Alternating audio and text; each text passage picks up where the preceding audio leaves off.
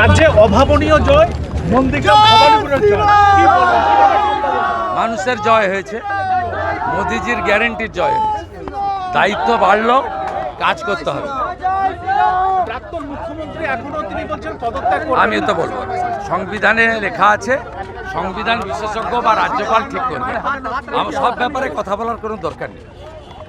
রাজ্যবাসীর ক্ষেত্রে কি আহ্বান করবেন, কি বলবেন রাজ্যবাসী? বাংলার হিত গৌরব ফেরাবে বিজেপি। বাংলা সাংস্কৃতিক রাজধানী, আধ্যাত্মিকবাদের রাজধানী।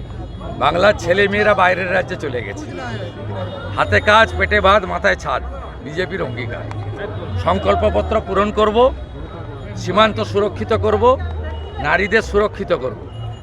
মহিলারা দরকার হলে যখন খুশি বেরাবেন, রাত্রে বেরোনো যাবে না। আগের মুখ্যমন্ত্রীর মতো কথা আগামীর বিজেপির মুখ্যমন্ত্রী বা বিজেপি দল বলবে না। ইয়াং জেনারেশন দাদা কর্মসংস্থান চায়, শিল্প চায়, সেক্ষেত্রে একসঙ্গে সরকারি কাজ, একসঙ্গে বেসরকারি বিনিয়োগ, একসঙ্গে চুক্তিভিত্তিক আংশিক যারা কাজ করেন তাদের ভবিষ্যৎ বা অর্থনৈতিক নিরাপত্তা, সাথে সাথে যতক্ষণ না কর্মসংস্থান সম্পূর্ণ হচ্ছে তাদেরকে উপযুক্ত বেকার ভাতা।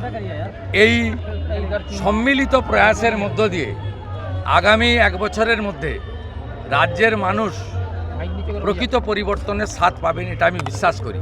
মোদিজির গ্যারেন্টি, অমিত শাহজির ঘোষিত সংকল্পপত্র অক্ষরে অক্ষরে সময়বদ্ধভাবে পূরণ করাই বিজেপির আগামী দিনের লক্ষ্য। দাদা আপনি আয়ুষ্মান ভারত যোজনা বলছিলেন চালু হবে, সব চিন্তা করবেন না, বিজেপি সরকার দায়িত্ব নিলে সব হবে।